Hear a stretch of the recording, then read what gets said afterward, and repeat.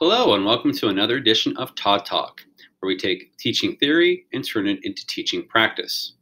The topic for today's Todd Talk is going to be Bloom's Taxonomy. Benjamin Bloom, back in 1953, created a taxonomy, which was a level of questioning or level of thinking. And he called it Bloom's Taxonomy. And I know what you're thinking, that it's 2019. We're almost 70 years beyond that. Why should we be learning about something that is 70 years old? We should be learning about something that's innovative and technological and, is going to, be groundbreaking. But the fact of the matter that Bloom's Taxonomy is a wonderful base for you to create to center your classroom at, in the questioning that you do in your classroom, whether it be written questioning, spoken questioning, or any sort of questioning that you're going to do. It should be the basis for that. So just to introduce a quick overview of Bloom's Taxonomy, the various levels at the bottom you can see is remembering, and that just means to recall something that you were told. Understanding is a comprehension, so you can read something and then you understand what it is it's telling you, but it's directly telling you that. Applying means taking what you have learned and applying to something, but again, you're not creating necessarily something new. You are just showing that you understand how to use it. When you analyze, you're drawing connections. And so you're reading something and you're reading between the lines and you're making connections that maybe weren't implicit or weren't obviously there. And then you have evaluation, which is stating your opinion. And it's not just stating your opinion, though. You have to be able to back up your opinion with evidence and to be able to make a case for your opinion. And then the last is creation, or create, where you produce new or original work. And so these are the various levels of Bloom's Taxonomy. So why are Bloom's Taxonomy so important? The reason why is because if you start at the bottom and move your way up, each level increases in the higher order skills, as you can see on this chart right here. So what that means is when you are remembering, you are not accessing much of your brain other than someone told you something and you have memorized it and you're going to recall that. So there's not much thinking going on there. As you move up each level, though, there is more and more thinking going on. So remembering, understanding, and applying are the low-level thinking questions, which is that it's not asking you, a student, to do that much thinking. They're just asking you to take what they're being told and put it into play. Analyzing, evaluating, and creating, on the other hand, are the higher order thinking. So this is where you're asking students to critically think, to problem solve, to create solutions of their own rather than just give you a rote answer that is the only answer that's possible. And so the reason why I really love to use Bloom's in my classroom is because I like to get kids to these higher order skills. And I do that in a variety of ways. But by doing this, I feel like I am really challenging them and getting them to use their brain, getting them to think for themselves. And I'm not just handing them information as I would be if I were only using those lower level skills. So Bloom's Taxonomy can be applied also to the products that you create in your class. So if you're someone who uses a lot of performance-based learning, you can see that there are various products that can be created. So for instance, if you're applying, you could have someone take a photograph or do a puzzle or a cartoon or a film strip. So, but you're asking them to construct, solve, and sketch or produce. So, but that is on a lower level of thinking. When you go down to the bottom part of this chart, what you can see is that the higher level skills like analysis are going to ask you to do something like a graph, a questionnaire or report, breaking down an argument. If you're doing the evaluation, you may be doing an editorial, a self-evaluation, a group discussion. And the synthesis, which is the old version of create, means that you are going to create something, like you're going to create a poem, or you're going to create an experiment.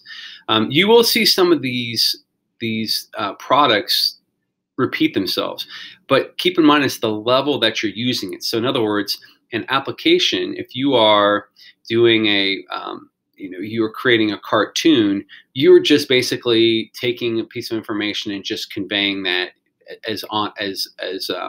obviously as possible.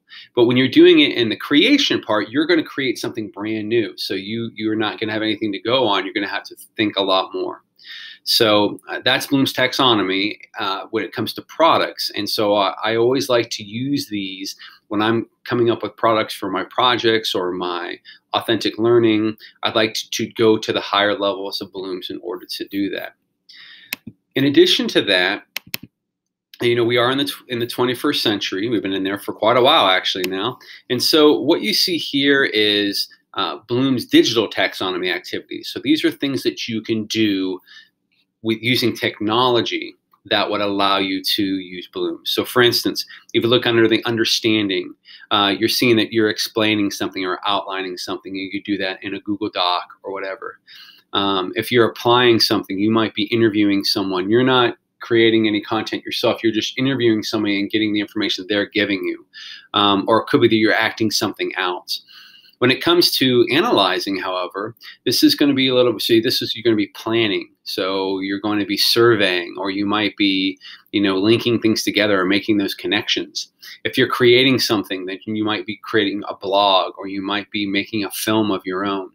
And so what you see with this Bloom's digital taxonomy is just taking the 1953 and putting in the 2020s, where you're taking these ideas of levels of thinking and you're putting it and using modern technology in order to make them come to life.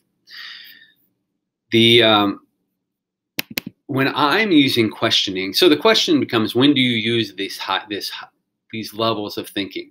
And so my answer is that you use it in everything that you do in the classroom. It can be from the the assessments that you create. And what I would often do is I would often use this grid right here to go through my assessments to make sure I had a good mix of knowledge, comprehensive application, analysis, create, and evaluation. Because one thing to be cognizant of is that you don't just do higher level questions, or you don't just do lower level questions. You do a mix of them. Because if you just do lower level questioning, kids are not taking it to that next level. If you just do higher level questioning, kids are not getting the building blocks that they need, which are in those lower levels. So you'll want to have a mix of those. So I would take a graph such as this, and I would look at and analyze my assessments and see where I was missing questions, and then add questions accordingly. So that's one way you can do it. It can be in the questions that you ask in class. So what you see here are what are called question stems. So for instance, under the remembering, question stem would be, can you recall whatever it is that you're asking them to recall? Or how could you explain? You're asking them to explain something they just saw or just read. So they're just saying, remembering it. If you were doing an analyzing, you would say, why do you think? So you're in the whys. There's a lot more whats, wheres, and things like that on the lower level. On the higher level, there's more whys and hows. So how would you categorize something? So how would you take that and break that down? So I like to use these stems in the classroom when I'm having discussion, or when I'm writing tests, or when I'm having conversations with students. When I first started out using Bloom's in the classroom, just like anything, you have to get used to doing it. And what I would do often was I would use something like what you see right here, which is a Bloom's flip chart. And I would flip to the different level, and then I would be able, and it would give me verbs that I could use in my questioning, or stems that I could use in my questioning. And so when I led a discussion with students, I would flip through this to create my questions that I was going to ask. And then after a while, you just get used to doing it and you get better at it. And so then I don't need the chart anymore. I can come up with higher level questions on my own. But I had to become more aware of the different levels and understanding the different levels. And so why should you use Bloom's taxonomy in the classroom? It is the cheapest way to challenge students. And what I mean by that is it doesn't take any buying of materials or modules or any type of technology or anything like that. You can simply use Bloom's taxonomy in your classroom just by using it, just by creating the questions yourself. And having your students create the questions as well. So that's taking it to the next level, is to get students in the habit of recognizing the higher level questions and asking them of themselves and of each other.